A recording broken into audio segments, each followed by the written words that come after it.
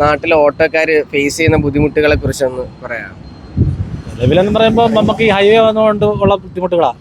അത് പാർക്കിംഗ് ഇല്ല, parking space ഇല്ലാത്തൊരു റോഡിൻ്റെ സ്ഥലമെടുപ്പായി പോയത്.